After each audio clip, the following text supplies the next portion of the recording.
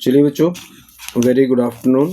आज हम एपी का कंसेप्ट स्टार्ट करने जा रहे हैं और एपी का आज हम हायर थिंकिंग स्किल पे एक क्वेश्चन करने जा रहे हैं। बड़े ध्यान से देखिएगा। ये क्वेश्चन जो है ये सीबीएसई में भी पूछा गया क्वेश्चन है जो मैं आपको कराने जा रहा हूँ, ध्यान रखना।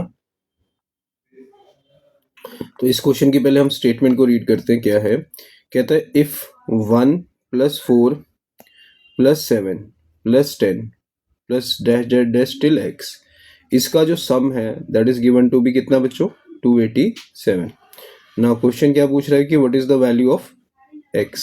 ठीक है, तो बच्चों इसमें एसएन के पहले तो हमने दो फॉर्मूले लर्न करने हैं एसएन के। एसएन का नॉर्मल फॉर्मूला तो हमारे पास ये होता है n/2 2a1 + n-1 into D. ये तो हमने एसएन का लगा दिया। और एक बच्चों हमारे पास होता है एएन का।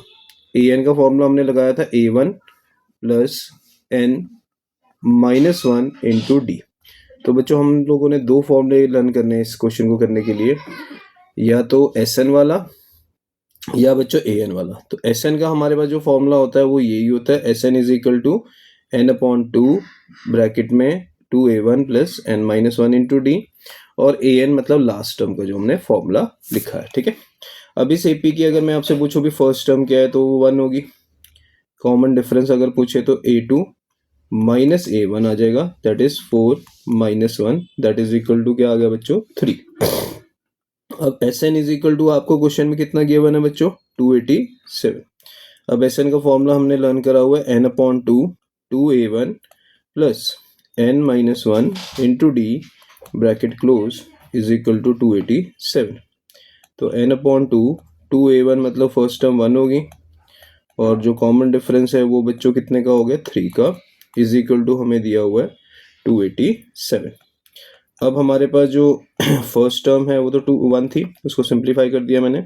तो ये 3n - 3 इज इक्वल टू कितना आ गया बच्चों, 287।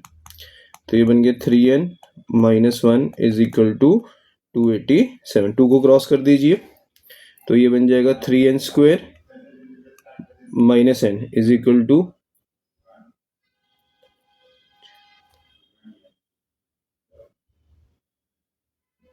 287 इंटू 2 कर दिया,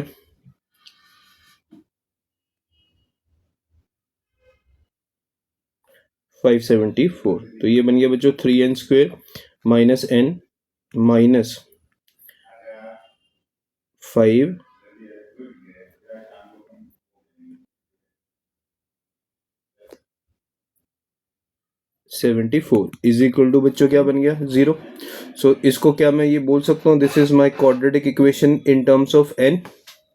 तो अब इस क्वाड्रेटिक फैक्टर्स, इसकी क्वाड्रेटिक के फैक्टर्स बनाने की कोशिश करते हैं। तो प्रोडक्ट कितना आ गया बच्चों, 1722।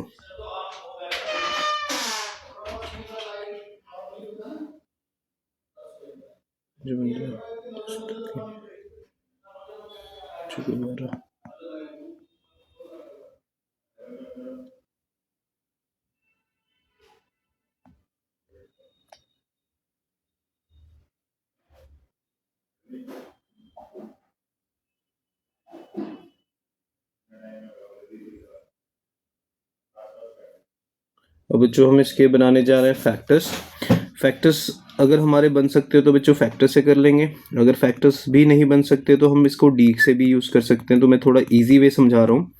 फैक्टर्स से बढ़िया है कि भी आप पहले इसको डी से सोल्व कर लो। तो ये आ जाएगा 1 + 574 इंटू 12।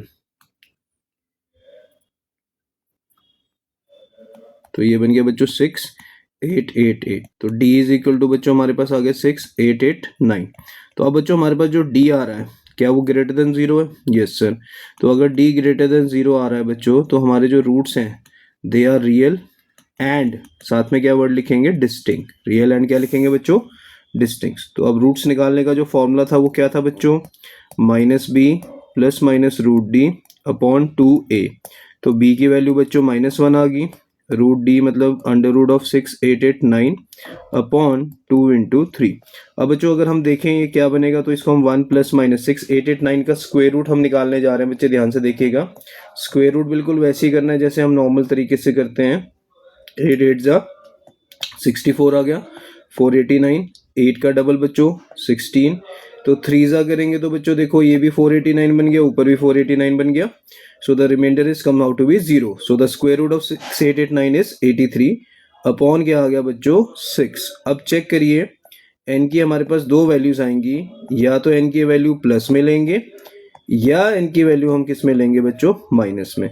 तो ये बन गया 84/6 बच्चों, माइनस साइन ये बन गया बच्चों 82/6. तो n की वैल्यू या तो 14 आएगी या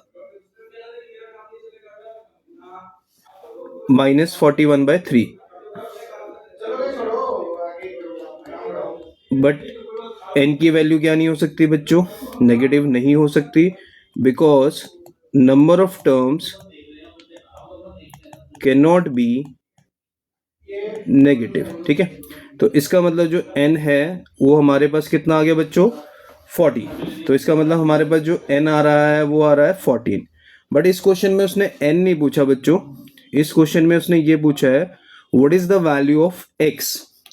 तो यानी an की वैल्यू हमारे पास आ गई बच्चों a1 plus n-1 into D.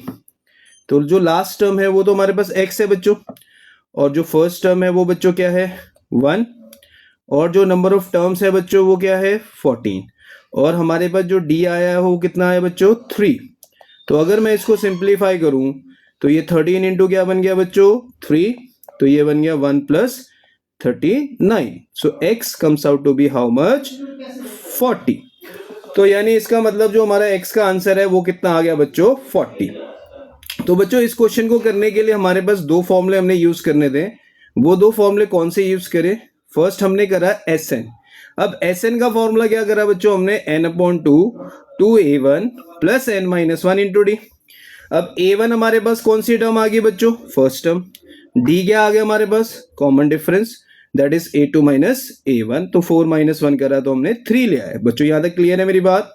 फिर हमने क्या करा SN का फॉर्मूला लगाया. SN हमें क्वेश्चन में गिवन दिया है 287, उसका हमने नॉर्मल फॉर्मूला लगाया. उस फॉर्मूले में हमने क्या करा n की फॉर्म में एक क्वाड्रेटिक फॉर्म कर दी. अब जब n की फॉर्म में ये क्वाड्रेटिक फॉर्म होगी तो इसके दो मेथड है, either you can use factorization method, अगर आप फैक्टर बना सकते हो तो फैक्टर से सॉल्व कर लीजिए. अगर आप फैक्टर नहीं बना सकते तो आप क्या करिए, इसका बेस्ट मेथड क्या है d से सॉल्व करिए. d से पहले हम डिस्क्रिमिनेंट फाइंड आउट करेंगे, जब डिस्क्रिमिनेंट आ जाएगा फिर हम कंडीशन लिखेंगे because d is greater than 0 then roots are real and distinct. फिर उसके बाद रूट्स निकालने के लिए जो हमारे पास फॉर्मूला होता है हम वो अप्लाई करेंगे, that is -b plus minus root D upon 2a. b की वैल्यू हमें गिवन है, d हमें पता है 6889 है, उसका स्क्वायर रूट हमने निकाल लिया है जो कि 83 आया था. फिर यहां से n की दो वैल्यूज आएंगी, एक वैल्यू n की आ रही है 14 और एक n की वैल्यू आ रही है बच्चों -41/3. बट मैं यहां पे ये वाली वैल्यू रिजेक्ट क्यों कर रहा हूं बच्चों, क्योंकि जो हमारे पास नंबर ऑफ टर्म्स होती है वो ना तो नेगेटिव होती है ना ही वो क्या होती है बच्चों फ्रैक्शन में होती हैं. तो हम n को -41/3 नहीं कंसीडर कर सकते. तो इसका मतलब हम n को क्या लेने वाले हैं 14. यस और नो सारे बोलो यस. तो n अगर 14 आ गया तो अब हमारे पास an का जो फॉर्मूला है वो क्या होता है बच्चों, an is equal to a1 plus n-1 into D. a1 यानी फर्स्ट टर्म, n मतलब नंबर ऑफ टर्म्स, d मतलब कॉमन डिफरेंस. तो 14 माइनस 1 कितना आ गया 13, एंड 13 इंटू 3 करेंगे तो 39 आ जाएगा. तो 39 में अगर हम 1 ऐड करेंगे तो आंसर x का कितना आ गया 40. बोलो क्लियर है मेरी बात, yes please note it down.